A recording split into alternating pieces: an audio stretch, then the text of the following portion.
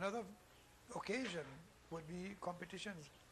Competitions were held off and on in Trinidad, all over the country, in Port of Spain. For the earliest one I could remember was in 1938 in Fillmore Hall. Guyana, years ago, you had Trinidadians come to Guyana and Surinamese come to Guyana to compete and go home back empty-handed. They had competition held in a barn, in a rice mill. In the old days, you would hear of that. In the theater, in schools, in the famous Queen's College in Guyana, there were plenty of competition were held too. Today, those things don't happen no more. Nowadays, competitions are still held occasionally in Trinidad, although they are not as frequent or as well attended as in the past. And they are more often devoted to Hindi film songs or pop chutney than local classical music.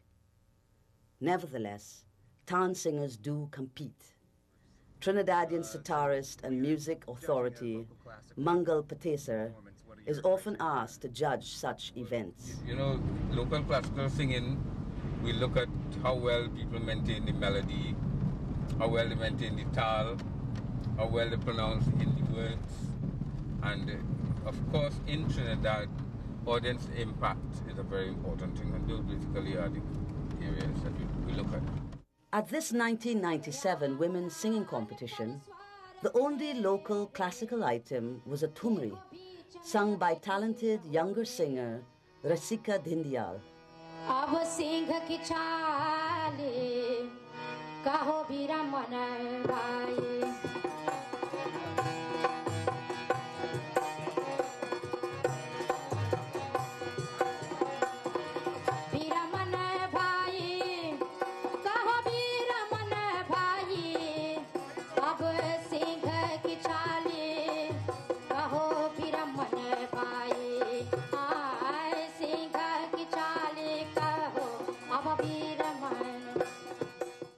But for her other item, accompanied by a full dance band, she sang Chutney Soca, a modernized form of Bhojpuri folk song that is now a pop phenomenon.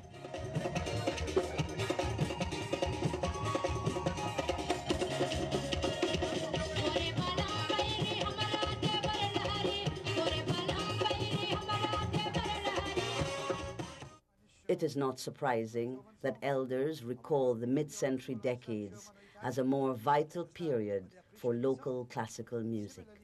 The songs that were being sung, that were sung in Hindi and Urdu, a great many of the people in the audience at that time understood, You must remember, Hindi, the Hindustani language was still not dead as it is now. It was still spoken among the household. Outside, the medium of communication was English. In addition to Western influence, commercial films and film music from India became widely popular among Indo-Caribbeans from the late 1930s, at once enriching the music scene while putting tan singing and other distinctively local folk musics on the defensive. The Indian movies began coming in the 30s, mid-30s and so on. And the songs and the songs in the movies were the principal ingredient that drew large audiences to the movies. Of course, they love to see the Indian stars and the scenes of India. They love that. But the songs and music were fascinating to the Indian population. And that, more than anything else, had a very great influence on Indian music in Trinidad. And so Indian singers began to imitate these singers, so that by the 40s, the songs of the movies were predominant among these Indian singers. And the dance singing or the classical singing of Alijan and Belbagai and Fakir Muhammad gradually faded. In the 30s, late 30s and 40s, my gosh, the music from the records from Calcutta by those great Qawwali singers, Pyaru Qawwal, Hablu Qawwal, Kalu Kawal. I call him Khalil Kawal, Fakri Alam Kawal, and the blind singer Ali Hussein Kawal. There was another blind singer, Casey Day. These were the great singers, the greatest recording artists from Calcutta that flooded Trinidad with their records. Wherever new singers came up in the country areas, with a new group, they will have a harmonium and so on. All they sang were the new songs of the movies and the records. And whenever anybody has a wedding or they wanted a singer at their home, they would invite these singers. They would invite the classical singers. The 60s saw a revival of classical singing and an intensification. There was a wave of recordings that took place in the 60s.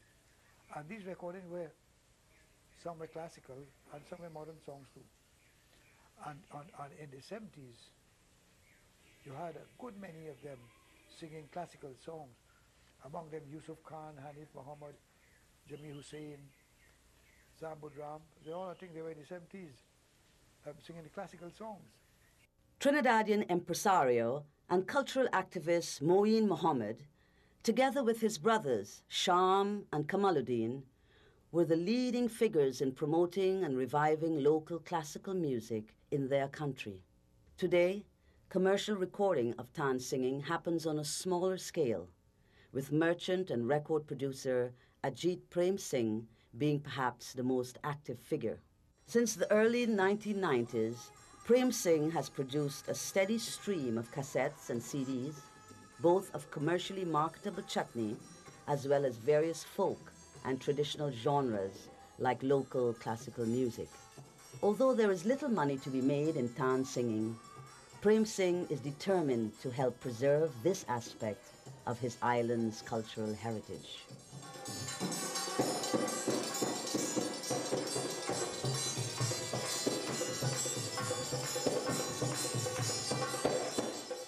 Not a big demand for classical singing, but yes, classical fans. What do sell probably maybe 200-300, maybe the most 500 copies. Tan singing survives not only through the efforts of promoters like Praimsingh, but especially through members of the younger generations who avidly perform it. Drummer Rudy Sasenarine leads an ensemble of Guyanese performers based in Queens, New York. Dancing is slowly dying, tell you the truth. But we have a group of 12 of us that came together.